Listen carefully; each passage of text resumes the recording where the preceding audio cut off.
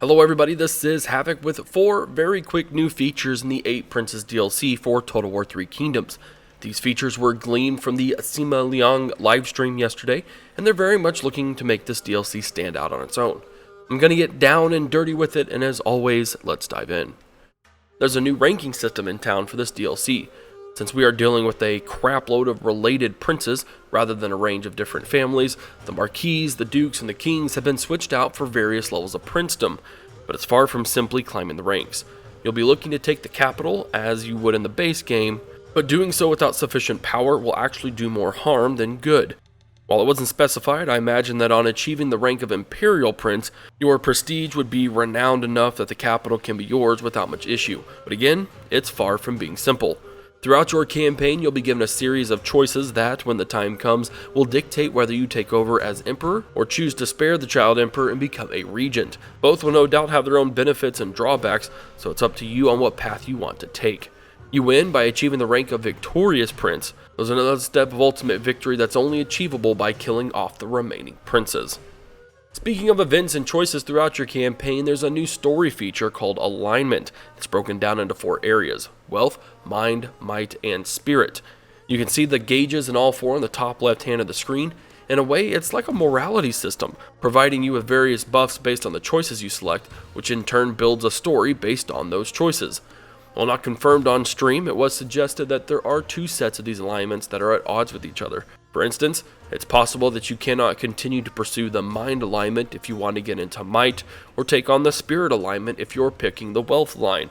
This sounds like a pretty cool system and a great way to implement both effects for your campaign and also building a story that might not occur in the same way twice in another campaign. While not technically a new feature, all factions in the 8 Princes DLC will have the Yellow Turban Rebellion style reform tree, which we could call a reform scroll more than a tree. Rather than just receive a free tech every 5 turns, you'll now be researching techs and unlocking them in the same amount of base turns. And exactly like the Yellow Turban Rebellion, there are tech-related buildings. There's also followers, etc. that can enhance the research rate for these techs, so it's important to think about that in your campaign. Among the reform techs are newly unlocked units like the Cataphract and Mounted Crossbowmen, and if I heard right, these will also unlock in the base game, though don't count on my word alone. I am kind of disappointed that the tech tree didn't stay, but this isn't really an appropriate time period for such beauty and grace. It's a very vengeful, very angry time, so switching over to the scroll does make more sense from that standpoint, so it doesn't completely break me, it just hurts a little bit. Now this is not a game-wide currency factor, I want to make that clear right up front.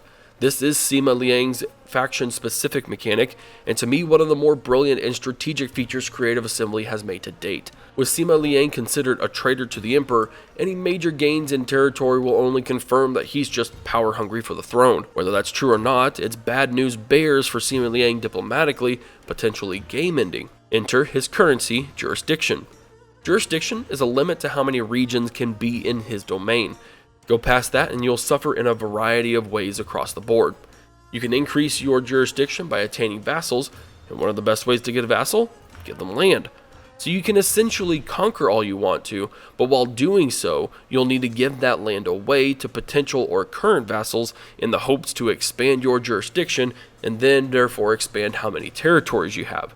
It puts this faction in a really cool and unique spot as it can allow for aggressive territorial gains, but you don't really get to expand necessarily, it's just paving the way for more vassals.